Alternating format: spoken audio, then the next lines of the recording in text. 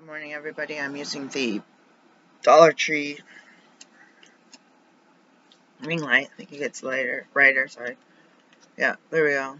Still dark, but not completely dark. This is Saturday. I usually don't record on Saturday, at least not these type of Saturdays. I have a little bit of time today, and I'm really tired, and I went to bed too early. I had a lot of work to do, and I went to bed, and then I couldn't sleep at was it 1:30 in the morning or 11:30 at night? I don't know what time it was. Could see one of the neighbors' cars they had cleaned off before it got dark, around dark. It has some more. It's all completely coated with snow right now. Temperatures dropped until now. It's about 6:44, and it looks like it's going to start going up from around 23. I thought it was going to go down to 19, so it doesn't look like it's going to happen. I'm on my homestead number 2 here on the East Coast. Homestead number 1 in Oregon was declared a state of emergency. They had already done a bunch of counties, including the county I came out of right before the storm, as a state of emergency. I saw next door that there was people that were taking the drive from Portland to SeaTac airport because their flights were canceled at PDX. I don't know if they had done a lot of shutdowns at PDX. Part of me is like, oh, if I had left another day later, I would have been stuck there. My partner was also saying, hey, because you got sick and delayed the trip 4 days, are you going to extend it in the end? And I didn't even turn in the paperwork yet, and I need to. I got some of the paperwork turned in by my doctor, but that was over 30 days ago, so I'm pretty freaked out about that. I have a bunch of work that has to be done, and I'm feeling panicky, but my personal state of emergency is what I've been talking about for actually years, about toxic people. But I was looking at this Julo request. Someone was looking for lactation consultant, Julo page, and they were looking for a black or preferred black, but not any type of house call lactation consultant. And it's interesting because as a naturopathic doctor, physician, trained in midwifery, we do a lot of lactation stuff. A lot. But I used to advertise that. Not advertise, if someone was looking, I'd be like, hey, I could do it, but it'd be likely covered by your insurance, and it'd be a whole nother thing, because that was part of doing home births and managing the care indefinitely, not just 6 weeks, but indefinitely as a physician, and needing, I don't know, the way I was trained as an ND was we did everything just as a regular ND. People are asking for referrals, and they're talking about their specialists and their PCP. I'm just like, why do you gotta separate all this stuff? And that's fine. Go to the therapy and stuff. Get your prescriptions from this pain management or whatever, and get your surgeries from someone that I can't do surgery. I can't perform. Actually, I probably could perform. I could have someone perform x-rays in my office. I can interpret them, make diagnoses. Anyways, it depends what state I'm in, so I gotta be careful. It depends where I am. I was looking at this person's name that popped up, and I clicked on it. Was that the same person? I said, I got a bad vibe about that person, because they wanted me to do something shady when I was taking this course with this person. And it was one thing. They wanted me to do something where it would benefit them, and it cost me money because it's supposed to cost everybody money, and they wanted to do it for free through me. And I was like, heck no, that's not the way this works. And all these people that do this always, always, always make more money than I do. I'm the one that's in the housing projects. I'm the one that's in the shelters taking classes. I'm the one scouring when the Portland area Goodwills had the 50% off tags. So I was scouring cheap slacks at Walmart and getting my kids cheap clothes at Kmart, which I only did like once. Um, uh, cheap, when you could get cheap half off stuff at the thrift stores, and having people dump mounds of free clothes that they got from some suburban person into me and my kids' clothing basket, like offering basket. People weren't dumping money on us, I'll tell you that for sure. So that was quite a trip trying to have to go to the laundromat with all those clothes and detergents that I'm allergic to. Ugh. If you're washing clothes 4, 5, 6, 7 times before I could wear them, hang drying them all over the place, try to air the perfume out. But I wanted to look nice. I was a scholar. I was trying to get into med school. Not driving these raggedy cars that break down all the time, and debt piled on till now it's just under $500,000. And I'm, doing my own hair, never had my nails done, never had a pedicure, never had I never used as an adult any private insurance.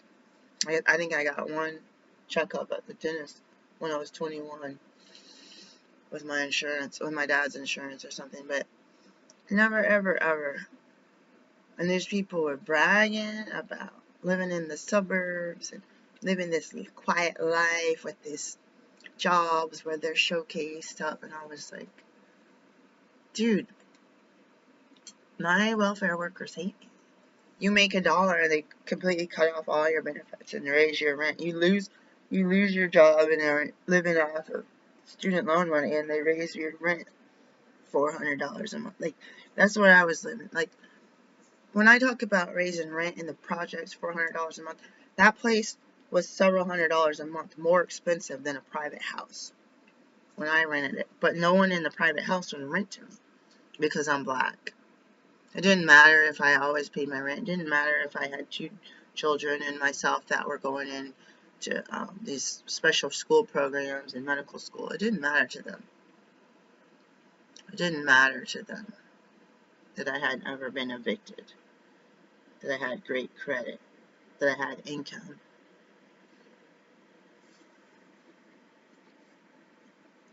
Someone else I've been talking and thinking about that's really wasted my time. I wake up, tossing and turning this morning like, that person said one too many bad things about me and my loved ones. And this energy of them trying to wish harm on myself and my family is absolutely devastating. It's an energy I feel like people could be like, oh, is that schizophrenia?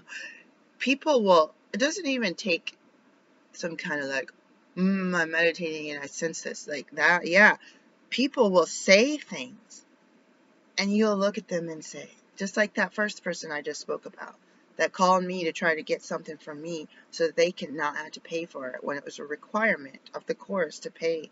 And the course person was shady with stuff too, and they straighten out some of their stuff. It is really, really like, I don't even know. I don't want to associate with any of these people.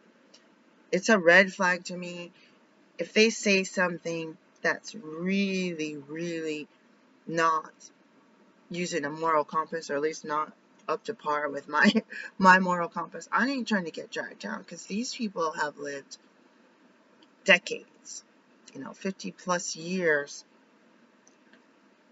getting away with this stupid stuff and charming their way out of stuff. I'm the person that's been in trouble for stuff I never even did and get blamed for stuff that I didn't even do, or take the blame for somebody else because the other person doesn't speak up that they were the ones that were in the wrong. It's just, I hate that. Or people just straight up lie. She did it, or like you did it. No, I didn't. They lie. Oh, I'm thinking of more people just popping into my head. Some of these people I'm stopped talking to. Some of them I still talk to because I've known for a long time, and I'm like, you know what? It's not worth it. It's absolutely not worth it. Absolutely not worth it. You got to be careful as you think of people coming in. Oh, let's let them in your bathroom for 5 minutes, and they've done cleaned out any kind of anything that you have in there, in your bedroom, in your kitchen, still your spices. Like, you know what I mean? You'll be like, oh, I had a feeling. And all of a sudden, my stuff is missing. Like, oh, I was just trying to, I keep talking about the golden rule. Oh, I was just trying to do something for the golden rule, do unto others. But this one situation is pretty strong. And I can sense this person, and my mind thinks, what? The thing is, if you talk to somebody, I've talked to people for a few years, especially if they are parents and grandparents and they have relationships, they can be some of the biggest psych, non-educated psych majors, right? Like, they will play. There's certain people, they have a certain look. You know they are playing when they were children. You know that they were playing charming people. I got accused of this from my mom. I was a very little girl, and I might have asked to play at somebody's house, which it was really hard to be able to have them say yes. I might have asked to watch a show or get a My Little Pony. I don't even remember what it was. It was something little. I never asked for, like, I should have asked for Power Wheels and trips to Disney World. I should have asked for like, my own carton of ice cream. I don't know. I should have asked for something bigger, puppies and stuff. But it's like little things. Mainly, I wanted friends. I was so lonely as a little girl. I was the achiest. They forced me to be a hermit. I cried all the times. I had nobody to play with.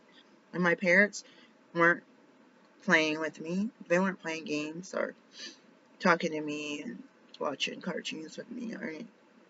There's no, like, walking through the woods to walk on the trails. I was a loner. I was barely allowed outside. I used to cry with my stuffed animals and try to be friends with my brother's stuffed dog. Oh, I hated that. I hated that, guys. It makes me sick now because I told my partner that I wasn't allowed to have friends when I was a kid. I begged myself to be able to have a couple of friends as I got on to high school. Imagine being 6 and 5 and 8 and not having any friends, and not having any play dates, and not having any. And I had to beg my mom in high school to be able to hang out with some girls, and she was always like, this is gross. You don't need to, people don't do that. I was like, listen, you grew up with cousins. You got to spend the night and hang out with cousins, even if it was because her mom had to work too much. And that's the only way that she kind of finally caved in a little bit. And she was paranoid about sexual assault. And the people she let me hang out with were not safe people. Like, she had it backwards, man. I thought maybe she did it because she wanted someone else to pick up the hand of abuse from her. Like, the men she let me hang out with are absolutely awful. God, I was so desperate. She let me do it, I did it. And I got hurt a lot of times, guys. A lot of times. These guys should be in jail. Sick. It's sickening. I feel this with this person's words popping up in my memory. I want to be a supporter to people. The story of Job is devastating. He kept his faith because there's a bet between the devil and God. Will he keep his faith towards you if I make him lose everything? It's a devastating story. He hung in there. His own wife was like, why are you keeping your faith in support of your higher power? And people got destroyed and they came back. He got sick. The one thing he had, not even his wife's Blessing, he had friends that supported him. That story.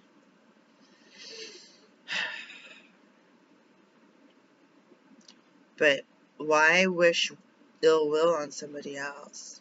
It's like misery loves company because somebody else is miserable. They want to set a trap for you to fall in and be pulled into this depressing nightmare that they're in. Some people. And because of my jolly, happy-go-lucky demeanor, I'm always talking about how I want to help people. And if I say that to the wrong person, they look at me like a target. Now, I said I was going to help people in my business. So this is something that I'm taking and shifting my business so that I can help underserved people, which I've already been doing, but I need to get paid for it. This is not, these people know rich people that travel the world and do all this stuff, and who knows, they're probably getting grants that they're not talking about this. It's not me to be going to these people's house, giving them 10 stack of $100 bills and, healing your life. It's like, if I'm an adult and I got to work my 40 hours a week, who needs my help as a healthcare provider? I'm also, somebody ordered my notary stamper, and it's going to cost a lot of money. I'm going to go take a break and get my drink, and I'm going to think about something's missing from here because there's a piece of tape, so I'm got to be missing like a cord or something, like a charger. I don't know. Can't see it. I'm coming up with some. I left my standard operating procedures and Homestead 1. I might check my computer this weekend, my old one, and see if I could find a copy. And I also had external hard drive that I had the adapter on it, and I found it in the bottom of one of my backpacks. I was like, oh my god, because I was hoping to God I didn't lose anything on an airplane. And I just felt like, I don't know, there used to be like a clip or something. Because one of my tape, I said, oh my god, what is this? And I said, oh, that's an adapter. It's very specific and very small. And I'm like, I got to keep track of the pieces of my electronics. So I need to get organized. I really want the weekend off. I want the whole week off. I'm going to be summoned to jury duty in about a week. Got 2 weekends. So that's 4 days plus 5 days. Yep. About like 2 more days, and then I'll be on jury duty. I got people that are trying to hire me and people that are trying to wiggle in to see me before I start, but it threw me for a loop, and I went, because I'm like, I'm going to schedule these appointments. I'm going to be traveling out of town and out of state to do these appointments. I needed to group up certain people. I needed to see who's available for telehealth and where I could do it when. We each have to be at a certain location.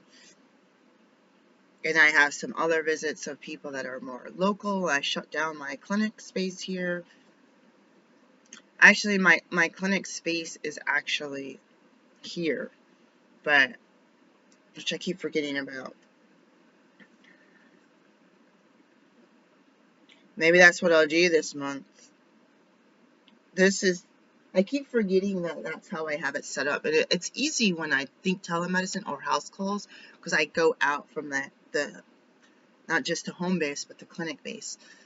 So I had a clinic that was just an office shared right down the street, and it was an absolute nightmare. It made me sick. It made me physically, mentally ill. Like, it made me sick. Well, I can't even, you guys probably heard it in my videos from 21 maybe. This place has been set up with everybody, except for myself, to do appointments. So I know a lot of people that have their home office. They do classes and appointments and have all their medical equipment inside of their home or condo. I don't know a lot of people. Most people have houses that are fairly big, and they have housing where if they have someone else at home, they can be in the second floor or something with a bathroom and everything there. And I definitely have gone to many home offices, just full on clinic spaces where they had several treatment rooms, a whole reception area, a whole waiting room, multiple bathrooms, parking lots at their house. Now, some of these, they have a lot of land and a lot of house, a lot of space. This one is not. So I'm just remembering that. Let me pause you guys so I can get my drink. Hey everybody, I'm back. I couldn't find my lemon squeezer. I have no idea.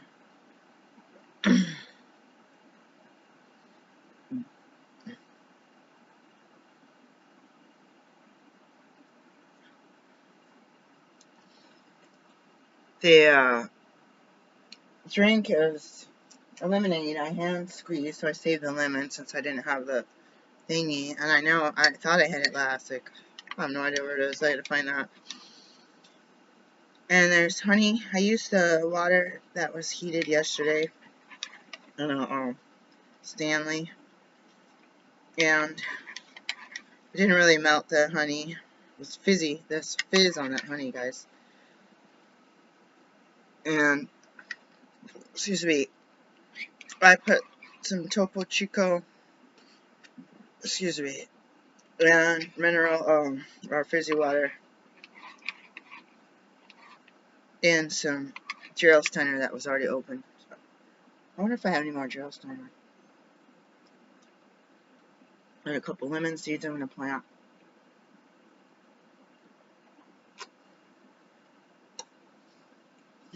When I went into the kitchen, I was thinking, wow, it sounds like I'm really judging people.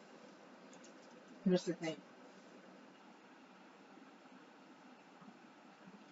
I have a record. Hold on. There's two cars going on the street. Let's see. It looks pretty slippery. They're going pretty slow. I think that one's too close to the other guy. Let's see how. No, they speed up. As soon as they go to 10, they speed up. Looks like the road is solid ice. Topo Chico. I was talking about Topo Chico. I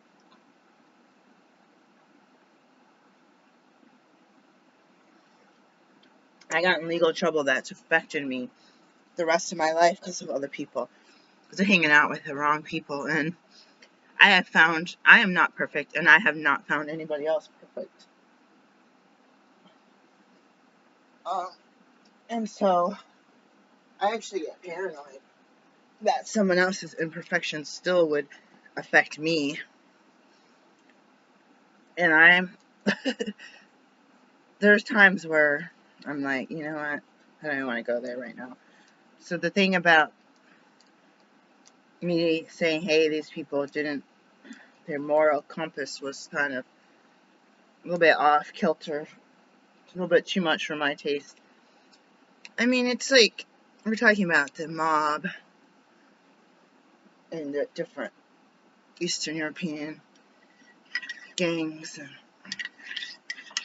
different types of inner city gang. You can get involved in some situations where you're pretty much for life. You hung out with somebody, or you got involved with someone. Someone could be like, hey, let's give someone a ride.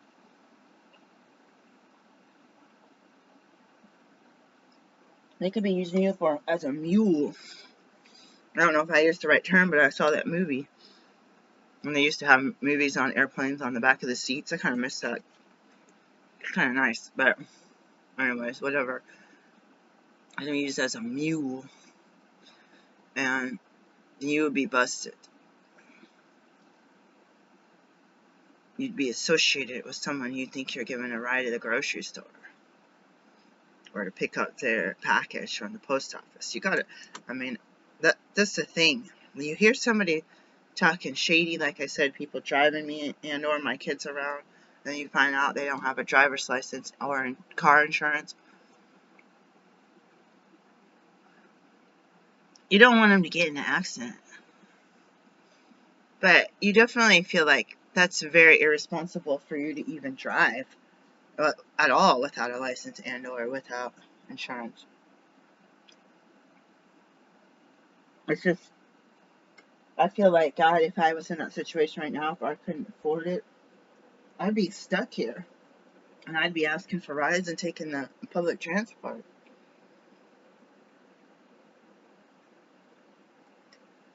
It takes between 6 to 7 hours to get to the airport, to public transport, and it doesn't run on the weekends here.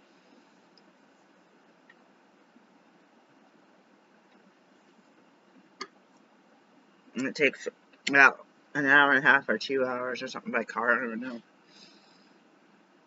It's 3 times as long. If it even is in service. It's multiple. It's a small little local bus here. I must take you to a bigger bus before the bridges, and then I think it takes you into New Carrollton, and I think it takes you into the one I was in Virginia. That bus, you can take that same bus into New York City, guys. Right? So I'd be like, yeah, I'm gonna come. It's gonna be a 12-hour commute to see patients for $100, and they don't want to pay the fee. People don't want to pay my fees. That their insurance, if they're on insurance, the insurance told me to collect fees. People aren't trying to even pay them.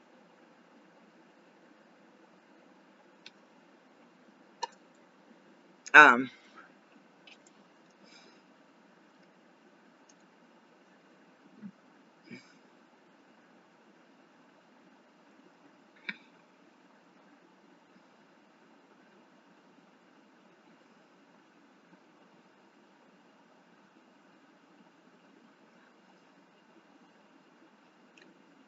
not trying to judge people. I have to protect myself, and I have to not get sucked down. I'm in recovery. I came from a place where I took a chance with people a lot because my thinking was clouded, but it wasn't clouded because of the substances or the alcohol. It was clouded because I was being abused by other people and by a system. And that abuse made me not care. The same people that were abusive in my family taught me not to drink, not to smoke. Well, at least one of them did. Not to have tattoos, not to even have my ears pierced, to be dressed from head to toe before I even go out. I don't even know. I feel like someone might have gone out to get the paper or something in the robe, but you aren't going out there without the robe over your pajamas, you know what I mean? I was made fun of for walking barefoot. I was made fun of for playing out in the dirt outside. But I needed to have my hair done, my teeth clean, shower every day. If you didn't really take a bath or shower, you weren't going anywhere. Like, right now, I'm like, oh shoot, I need to run to a post office or something. Like, I might not take a shower. Like, but I learned that from people that weren't my relatives. And my relatives were like, that wasn't even thought of. I feel like they wouldn't even check the mail without taking a shower and doing the hair, getting dressed, putting on socks and shoes, and it was clean. Everything was clean. Nowadays, I rewear my jeans. They're like jean slacks. They're like jeans that are like colors, not denim, and are not denim colored. What's that, Vanderbilt? L'Oreal Vanderbilt. You guys, I was taught to speak clearly my English, the use of the English language. I was taught to make sure I used words appropriately, but I was also treated like a baby and a prisoner I was taught to follow the rules. I was taught to follow the laws. I was taught to read my mail and pay my taxes and keep going to school, go to school. School is important. Education is important. College is important. This is important. Advanced degrees are important. And that's how I grew up. There's sports and recreation was important. Sailing was important. Being humble and not showing off was important in my life when I grew up. Not wearing brand names, and if you did, not having the name blasted all over. That was, my mom was, that just drove her crazy. She could not stand that. Everyone was wearing those bum equipment shirts, and all I wanted was a bum. Like, why do you want a shirt that says bum on it? Like, I finally think I got one too. After years, it was not appropriate. It was, my mother was wearing slacks to work every day with the kiddos, the little kids, and she didn't always wear a dressy top because she wore so many themed sweatshirts for the season and for the holiday. Like, she didn't like to wear a lot of red, but if it was like Valentine's, she'd be wearing something with pink and red and with a turtleneck or something under it. So she wasn't always wearing, I have a picture of her wearing a button-up shirt with a collar, but it was always some kind of big belly slacks that had elastic waistbands. And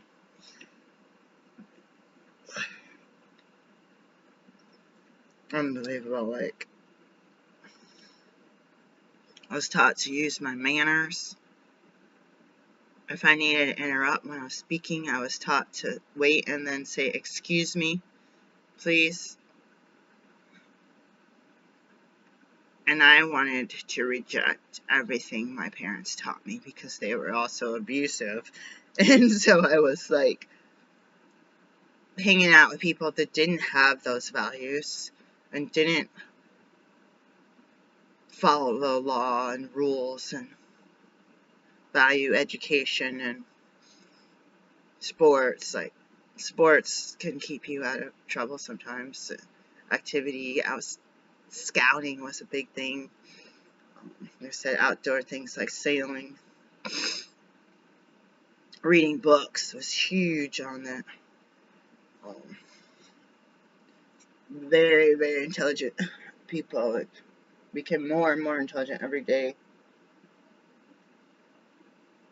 My dad would he'd come back from working out of town and bring a big box of books he just read back and stick the box in the basement. And he started bringing boxes and boxes that he was reading every 2 or 3 weeks. I have my offspring doing stuff. I mean, I used to read a book a day, little kid, like teenager books. I used to read a book in a day.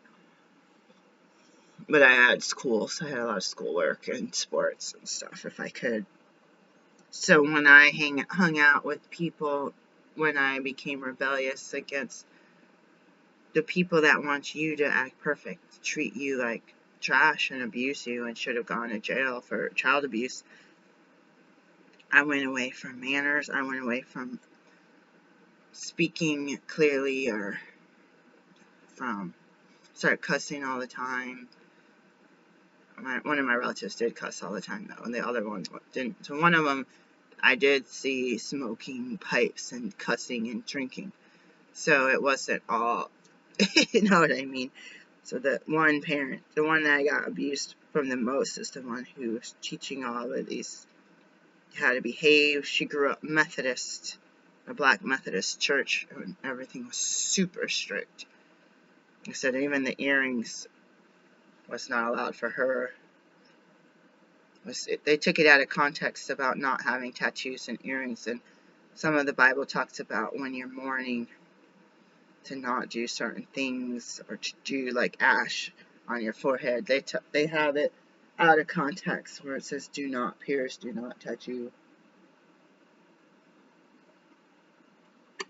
which I found out when I read the Bible like a normal person, when you actually read it and say, oh, they only took part of a verse and they didn't see the stipulations for that action if they were going to follow the Bible. Like, they didn't follow the Bible. I guess the Bible said just spank your kids too, right? Mine did. So I didn't do that, and I got scolded at my church